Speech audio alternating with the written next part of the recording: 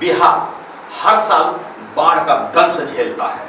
बिहार हर साल हजारों लाखों करोड़ों का नुकसान भी झेलता है। बिहार में हर साल बाढ़ की आहट आती है और इस साल भी बाढ़ की आहट आनी आरंभ हो चुकी है। बता दें आपको कि बिहार की सभी नदियां, बूढ़ी गंडक हो, कोसी हो, गंगा हो, बागमती हो, कमला हो, सब में नदियां उफान पर है। किनारे बसे लोगों के घर और परिवार दहशत में हैं। क्या कुछ हो रहा है बिहार का हाल, कैसे होता है यहाँ करोड़ों का नुकसान, किस तरह फसलें बर्बाद होती है और किस तरह इस बार बिहार को डरा रहा है यह बाढ़ की आहट, इस पर हमारी खास कवरेज देखिए। बिहार बनाम बाढ़ या बाढ़ बनाम बिहार। आपको बता दें कि बिहार में फिर से एक बार बाढ़ की आहट आ चुकी है। पिछले साल जो बाढ़ से प्रभावित लोग थे उन्हें आज तक मुआवजा नहीं है। ऐसे में एक नई बाढ़ से लोग जूझने के लिए तैयार बिल्कुल भी नहीं है। बिहार में एक बार फिर कई नदियां उफान पर है, जलस्तर बढ़ चुकी है, खतरे के निशान से ऊपर जा रही है, कई जगह खतरे के निशान के पास पहुंच चुकी है। ऐसे में देखना होगा कि आखिरकार सरकार क्या कुछ जायज और वाजिब उपाय कर रही है।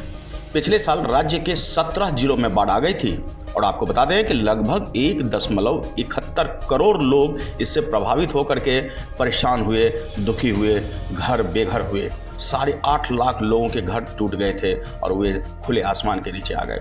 8 लाख एकड़ फसल बर्बाद हो गई, जो न जाने कितने घरों को उनकी भोजन की व्यवस्था करता। लोग डरते हैं, सिहर उठते हैं। बूढ़ी गंडक इस साल भी उफान पर है। बूढ़ी गंडक की यानी नदी के गुस्से से बचने के लिए अब लोग अपने अलग विकल्प की तलाश करने लगे हैं। बीवी बच्चे डर जा रहे हैं। आपको बता दें, मुजफ्फरपुर में बूढ़ी गंडक के किनारे रहने वाले लोगों पर चिंता की लकीरें साफ दिखने लगी है।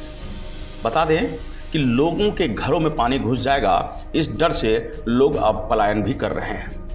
पानी बढ़ने की जो रफ्तार है उसे देखने से लगता है कि उनका घर उजड़ जाएगा। पिछले साल बाढ़ आई थी तो वो अपने बच्चों को लेकर सिकंदरपुर बांध पर शरण लेनी पड़ी थी। इस साल वह यही करेंगे। बूढ़ी गंडक का पानी अखाड़ा घाट और आसपास के इलाकों में घुस गया है। मुजफ्फरपुर जिला मुख्यालय से जानकारी मिल रही है कि 5 ब्लॉक के करीब 5 लाख लोग बाढ़ से प्रभावित हो रहे हैं। ये बड़ी खबर है कि 5 लाख लोग बाढ़ से प्रभावित हैं और वे बेहद परेशान हैं। बूढ़ी गंडक पश्चिम चंपारण से बहते हुई पूर्वी चंपारण, मुजफ्फरपुर, समस्तीपुर होते हुए खगड़िया जाकर गंगा में मिल जाती है। अब बूढ़ी गंडक ने तो जो कहर ढाया सो ढाया, अब गंगा भी किसी को नहीं छोड़ने वाली। वे भी कहते हैं, प्रकृति के साथ छेड़छाड़ करोगे तो फल तो भुगतना ही पड़ेगा। पश्चिमी चंपारण, पूर्वी चंपारण और समस्तीपुर इससे प्रभावित होगा। पूर्वी पश्चिमी चंपारण में एक एक पल गुजरने के बाद बाढ़ का खतरा दिनों दिन बढ़ रहा है। प्रशासन ने इन दोनों जिलों में रहने वाले लोगों को अलर्ट भी कर दिया है। नदियों के जलस्तर पर निगरानी रखने के लिए होमगार्ड को लगाया गया है। क्षेत्रों में बाढ़ का खतरा दिख रहा है और वहां से सुरक्षित स्थान पर लोगों को पहुंचाया भी जा रहा है। आपको बता दें कि इस संदर्भ में अनेक नेताओं ने अपने अपने तरीके से जवाब भी दिया है। नरकटियागंज सब डिवीजन में औरैया नदी से नेशनल डिजास्टर रिस्पांस फोर्स की टीम ने एक शव भी बरामद किया। शव की शिनाख्त साधु यादव के रूप में हुई है। बताया जाता है कि औरैया नदी से संलग्न नाले से गुजर रहा था, तभी डूब गया। दूसरी तरफ बागमती में भी जलस्तर बढ़ रहा है। मुजफ्फरपुर के कटरा ब्लॉक में प्रवेश कर चुका है।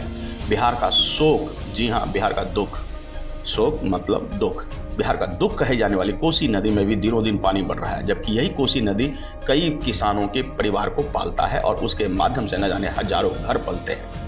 फिर भी जलस्तर बढ़ रही है तो भयावह रूप देख करके, कोसी की विकरालता को देखकर हर कोई डर पड़ता है। इनका दंश कोई नहीं झेलना चाहता है। बाढ़ से घर बर्बाद होंगे, मवेशी मारे जाएंगे, नुकसान होगा। इन सब को जरा समझिए, बाढ़ से बचाव के उपाय कीजिए। सुपौल में कोसी तटबंध के भीतर मंगुरार गांव में रहने वाले कुछ लोग बताते हैं कि नदी की पेटी पूरी तरह भर चुकी है। बाढ़ कब आएगी कुछ कहा नहीं जा सकता। यहाँ भी हम आपको पिछले खबरों में बता चुके हैं कि गाद से पेटियां भरती है। अगर गहराई बराबर बनी रहे तो बाढ़ की संभावना कम हो जाती है, लेकिन बाढ़ में गाद बनने से बाढ़ बाहरी किनारों को तोड़कर गाँव में जाता है और उससे तबाही मचती है। बाढ़ के दौरान आई कठिनाइयों को याद करते हुए कई लोग सिहर जाते हैं। कहते हैं कोसी तटबंध पर जाना पड़ता है और फिर बांध की दूसरी तरफ शरण लेनी पड़ती है। खाने से लेकर पीने तक की पानी के लिए भी जूझना पड़ता है। मवेशियों की तो हाल ही बुरा हाल है। जब इंसान बदहाल है तो मवेशियों का कैसे रखा जाएगा ख्याल। कई लोग कहते हैं कि बाढ़ में घर टूटने और मवेशियों के मरने पर मुआवजा नहीं मिलता, और पिछले साल का मुआवजा इस साल भी नहीं मिला, जबकि इस साल एक बार फिर से सभी नदियां उफान पर है और सब बिहार को अपनी चपेट में लेने के लिए आतुर भी। गंगा नदी का जलस्तर में भी तेजी से इजाफा हो रहा है। 1.71 मीटर और गांधी घाट पर 67 सेंटीमीटर बढ़ा है। भागलपुर में गंगा नदी के किनारे बसे गांव कागजी टोला के ने बताया कि यह लगातार बढ़ती जा रही है, जिससे अब हम लोग डर चुके हैं। उन्होंने बताया कि 100 से अधिक गांव बसे हुए हैं इन बाढ़ के क्षेत्र में, और इसके कटाव के कारण हम लोग अब गंगा में दफन हो जाएंगे, यानी हमारी मौत निश्चित है। गंगा में बाढ़ के कारण होने वाले कटाव से 20 से 30 सालों में कागजी टोला और 100 घर में गंगा समा चुकी है, यानी गंगा आ चुकी है। बाढ़ से वो घर बर्बाद हो चुके हैं। गंडक, गंगा, घाघरा, कमला बलान, महानंदा आदि कोसी नदियों समेत सब में जलस्तर बढ़ रही है। बागमती, बूढ़ी बागमती, कोसी, इन सब में जलस्तर इस कदर बढ़ा है कि आसपास के रहने वाले लोग परेशान हैं। अब हम आपको बताते हैं पड़ोसी देश का हाल। जी हाँ, इस कवर स्टोरी में हम आपको विशेष जानकारी दे रहे हैं कि पड़ोसी देश का क्या हाल है। नेपाल हमारी सीमा से सटा हुआ है। रक्सौल और अन्य इलाके जलमग्न हो चुके हैं।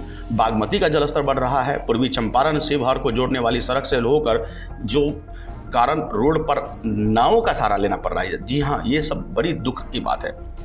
हम आपको सीमांचल और कोसी का बता रहे हैं जानकारी। इस कवर स्टोरी में हम आपको पूरी बिहार का तस्वीर पेश कर रहे हैं। पूर्णिया, कटिहार, अररिया, किशनगंज में बाढ़ का खतरा मंडरा रहा है और लगातार हम इस पर आपको कवरेज भी दे रहे हैं। पूर्णिया, अररिया के तो कई हिस्सों में बाढ़ का पानी प्रवेश कर चुका है, यहाँ तक कि घरों में भी पानी आ चुका है। राज्य के 17 जिलों में बाढ़ का पानी घुस गया है और 1.71 करोड़, लगभग 1.25 करोड़ लोग प्रभावित हैं।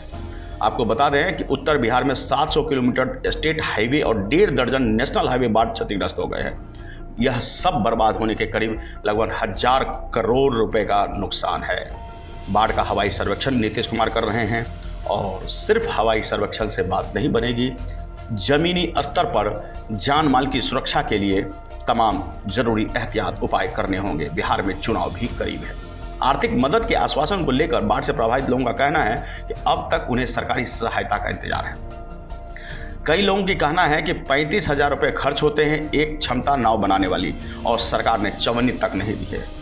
कई जिलों में लोग बाढ़ से प्रभावित होने के बाद परेशान हैं। बाढ़ग्रस्त इलाकों में रहने वाले लोग आश्वासन को अब नहीं झेलना चाहते। उनका कहना है सरकार आश्वासन नहीं, कुछ ठोस कदम उठाए।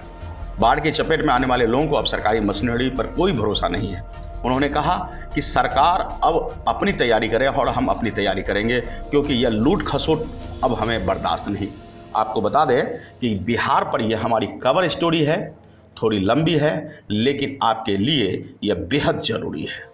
तो बिहार की कवरेज पर हम ऐसी खोजपूर्ण रिपोर्ट लेकर आपके बीच आएंगे, क्योंकि यह है आपका चैनल, आपकी आवाज।